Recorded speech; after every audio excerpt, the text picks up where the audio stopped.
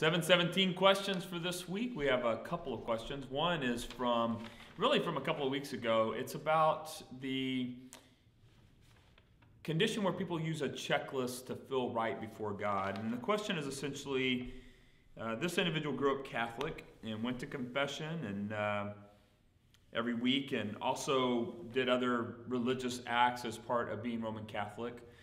And because of that, felt like they were right with God because they had accomplished a list of do's and don'ts, a checklist of external obedience or adherence that meant then that God would be pleased with them.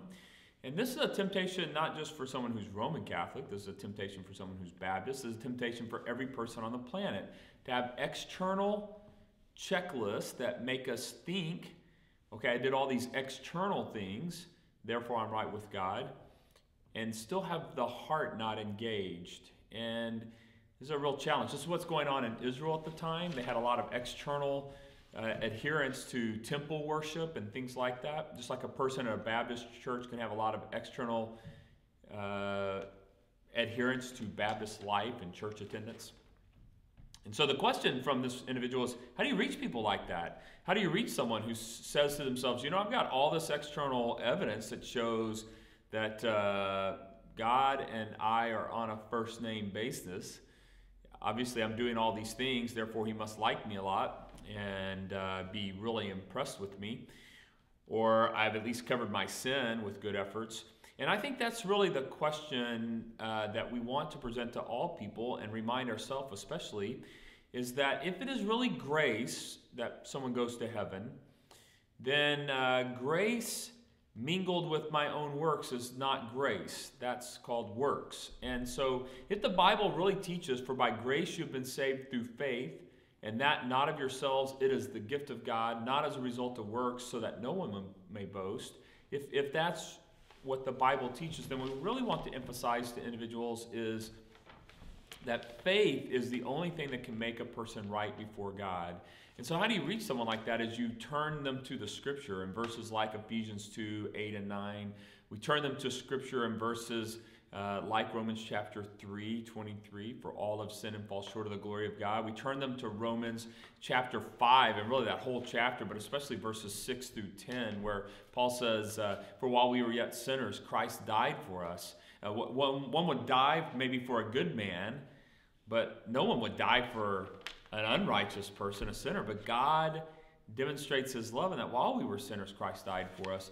The whole idea here is to present through Scripture the evidence that through no external adherence to religion can anyone ever be right before God.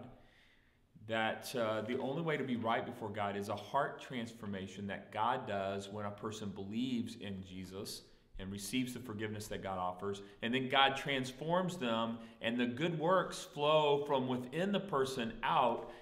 The good works are not external and therefore go in and then make us right before God. Instead, God makes us right before him when we believe in his Son.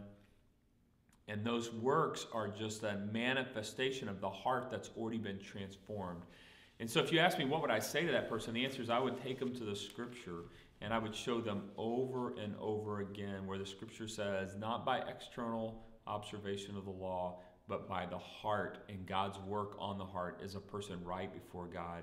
And so I think the short answer is I'd take them to the Scripture. But it is a challenge because all of us want a list to check off.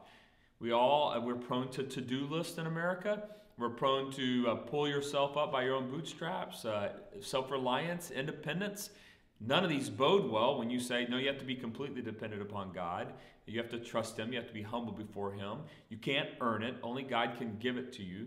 And so that's what causes so much trouble for us, I think, there. And all of us are prone to this, to try to use external adherence to impress others. So that's a good question. And I think the Scripture is the most important thing in dealing with individuals who are prone towards that. The second question from Sunday night, from this last Sunday night, is Jeremiah chapter 20.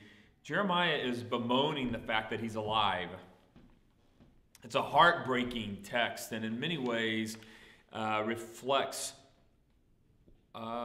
maybe a more common attitude than we would like to confess or admit, but there are times in people's lives when they get so down that they wish they had never been born. I mean, they're in so much pain, so much misery, and that's what Jeremiah is expressing. In Jeremiah chapter 20, he says, because he did not kill me before birth, so that my mother would have been my grave and her womb ever pregnant. And the person was asking, is this a suggestion that Jeremiah wanted his dad to basically kill him before he was born? The answer is no. The he there is not his dad. The he there is God himself. He's asking, oh, why wouldn't have God let me die in my mother's womb, that I'd be stillborn? It is a rather dramatic statement by Jeremiah, and he is not the only person in the Old Testament to say something like that. There's statements like this in the Solomon's work, Ecclesiastes. Lamentations has some statements like that. There's some other statements like this where people just say, man, it'd be better if I hadn't been born. Jesus actually said that about Judas. It'd been better he'd not been born. And so I think what he's saying there is not that he was wishing his dad killed him before he was born, but instead what he's saying is he wished God had actually not let him been born, that he would have been stillborn, that he would have died still in his mother's womb because of the incredible pain that he was facing.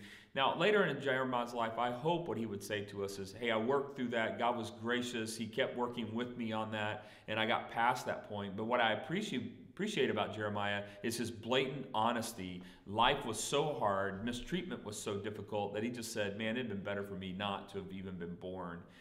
And so I think that's what he's saying is really more the he there is about God taking his life even before birth.